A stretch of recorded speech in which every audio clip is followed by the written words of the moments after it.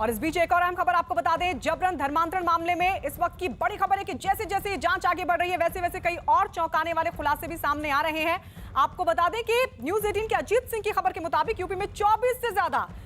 से ज्यादा एनजीओ और संगठन पर जबरन धर्मांतरण कराने का आरोप लगा है और इस आरोप में लगातार चल रही है छापेमारी। आतंकी संगठन जैश-ए-मोहम्मद का नाम इस मामले से जुड़ने के बाद अब इस मामले की जांच के लिए यूपी सरकार की तरफ से एटीएस के साथ एसटीएफ को भी लगा दिया गया है, जो देश के 24 राज्यों में उमर गौतम के रैकेट की तलाश में जुटी है। इस बीच यूपी में उमर गौतम के 200 से ज्यादा करीबियों की लिस्ट और धर्मांतरण कराने के दस्तावेज भी एटीएस के हाथ लगे हैं, जिसकी जांच की जा रही है। विदेशी फंडिंग के साथ यूपी एटीएस इस बात की भी जांच कर रही है कि विदेशी खातों से कौन हवाला के जरिए उमर गौतम को पैसे भेज रहा था और इस मामले में आरोपियों पर एनएसए के तहत कार्रवाई की तैयारी भी की जा रही है।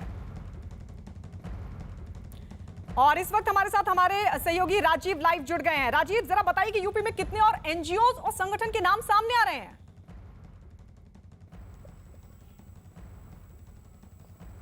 राजीव,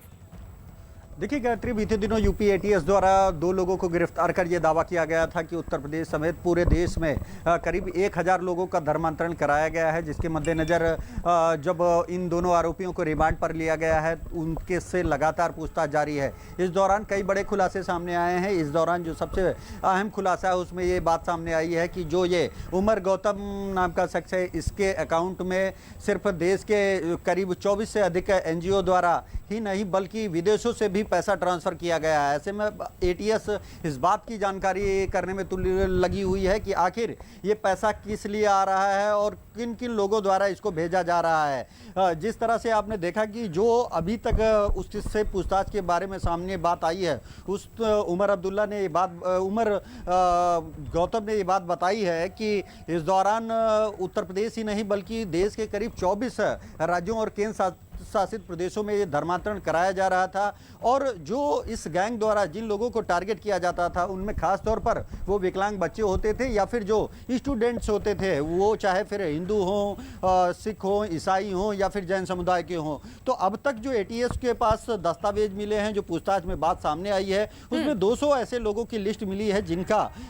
उमर गौतम द्वारा धर्मांतरण कराया गया है। अब एटीएस के लोग न सिर्फ उन लोगों से संपर्क कर रहे हैं बल्कि एटीएस ने एक हेल्पलाइन नंबर भी जारी किया है, आईडी भी जारी की है, जिसके जरिए अन्य लोग जो धर्मांतरण से जुड़ी जानकारी रखते हैं वो भी शेयर कर सकते हैं। और इस दौरान एटीएस ने उनको भरोसा दिया है कि उनका नाम गोपनीय रखा जाएगा। हालांकि इस खुलासे के बाद चाहे एटीएस हो या फिर जो अन्य एजेंसियां हो, खुद क्योंकि इस मामले में टेरर फंडिंग और मनी लॉन्ड्रिंग का भी मामला सामने आया है, इसीलिए खुद ईडी ने भी एक इस मामले में मुकदमा दर्ज करके जांच शुरू कर दी है। तो कुल मिलाकर आने वाले समय में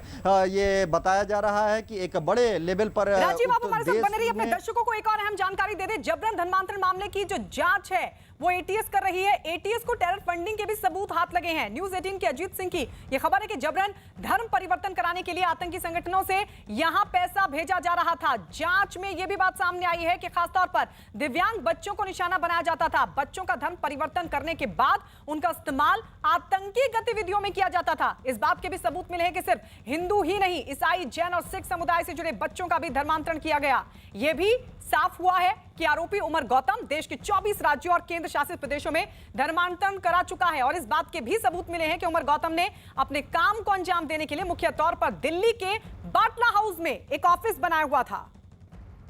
राजीव हमारे साथ लगातार बने। और राजीव, अब इस मामले में और कहां-कहां छापेमारी हो रही है?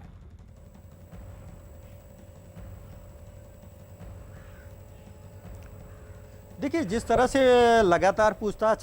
चल रही है उमर गौतम से और पूछताछ के दौरान उमर गौतम द्वारा जो बयान दिए जा रहे हैं, जो जानकारी दी जा रही है, उसके आधार पर संबंधित ठिकानों पर छापा मारा जा रहा है और वहां ये कोशिश की जा रही है कि संबंधित दस्तावेजों को कलेक्ट कर ज़्यादा से ज़्यादा साक्ष्य जुटाए जाएं। कि अभी तक के जो साक्ष्य मिले हैं उनके आधार पर एटीएस से जुड़े सूत्रों का दावा है कि बड़े स्तर पर एक संगठित ढंग से धर्मांतरण सिर्फ यूपी ही नहीं बल्कि देश के अन्य राज्यों के साथ विदेशों में भी कराया गया है। खुद उमर गौतम ने इस बात को एक पहले वीडियो जारी करके एक्सेप्ट किया था और इस पूछताछ के दौरान भी उन्होंने इस बात को कबूला है कि इसके संबंध में धर्मांतरण करने के लिए वो 18 बार इंग्लैंड गया है, अमेरिका गया है, कुवैत और कतर जैसे जो अरब कंट्रीज के देश हैं वहाँ पर भी जाकर उसने धर्मांतरण करवाया है। तो ऐसे में जो इसके अकाउंट्स हैं उसमें जो बाहर से पैसा आ रहा है, जो हवाला के जरिए पैसा भेजा जा रहा है, अब एटीएस उस पैसे की जांच के लिए जुटी हुई है कि आखिर इस काम में धर्मांतरण का जो एक अभियान चलाया गया, जो रैकेट चलाया गया, इसमें क्या यही 2 लोग हैं या फिर कई सफेद पोस्ट भी इसमें शामिल हैं। तो उम्मीद जताई जा रही है कि जल्द ही उन लोगों को भी गिरफ्तार किया जाएगा जो कहीं ना कहीं बैक स्टेज रह के पूरे देश में धर्मांतरण को एक बड़े स्तर पर करवाने का काम कर रहे हैं। जांच में धर्मांतरण के तार यूपी